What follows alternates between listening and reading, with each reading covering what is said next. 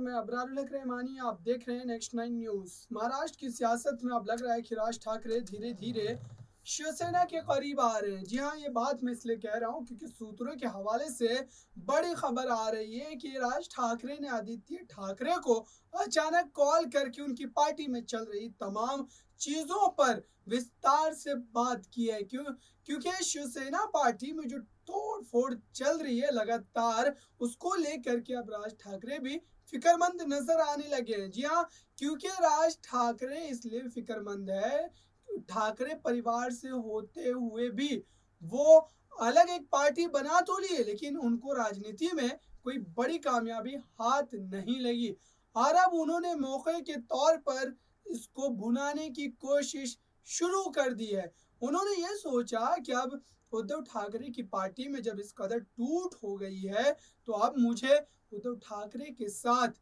करीबी जो है वो बढ़ा लेना चाहिए और शिवसेना पार्टी में शामिल होकर के अपने राजनीतिक यात्रा को और तवील करना चाहिए। और इसी सिलसिले में उन्होंने आदित्य ठाकरे को फ़ोन किया और फ़ोन करने के बाद सारी मालूमात उनसे ली। लेकिन अब आदित्य ठाकरे की प्रतिक्रिया इस बात को लेकर के किस तरीके से आती है, अभी उन्होंने मीडिया के सामने आकर के इस बारे में कुछ कहने से खुद को रोक रखा है। लेकिन कब तक रोकेंगे, क्योंकि महाराष्ट्र में जिस तरीके से सियासी उथल पुथल मची हुई है, इस बीच तमाम बातों को लेकर के कहीं ना कहीं चाहे वो सत्ता पक्ष हो या विपक्ष हो डरा हुआ है। लेकिन राज ठाकरे की इस कॉल के बाद क्या शिवसेना की किस्मत सुधरेगी? क्या सूत्र जिस हिसाब से बता रहे हैं कि राज ठाकरे लगातार शिवसेना के पद अध्यक्ष जो हैं उद्धव ठाकरे, साथ ही उनके बेटे जो कि आने वाले समय में शिवसेना पार्टी के अध्यक्ष के तौर पर कार्यभार संभाल सकते हैं, उनसे जब बात हुई उनकी, तो किस मुद्दे पर बात हुई होगी?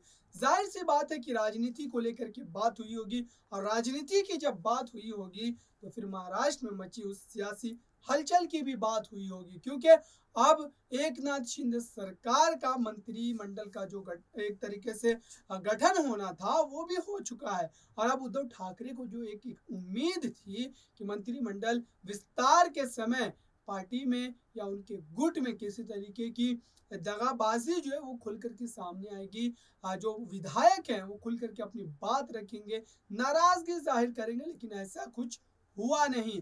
और अब आदित्य ठाकरे इस बात को लेकर के भी चिंतित है कि अगर एकनाथ शिंदे की सरकार इसी तरीके से आने वाले दिनों में अपने फैसले इसी तरीके से लेती रही और कोई विरोध नहीं करेगा, तो सरकार को कार्यकाल पूरा करने में या करने से कोई नहीं रोक सकता है। लेकिन अब राज ठाकरे की इस कॉल के बाद महाराष्ट्र की सियासी दशा और दिशा क्या बदलती है? क्या राज ठाकरे के आने से उद्धव ठाकरे की पार्टी शिवसेना में एक नई ताकत, एक नई ऊर्जा पैदा होगी?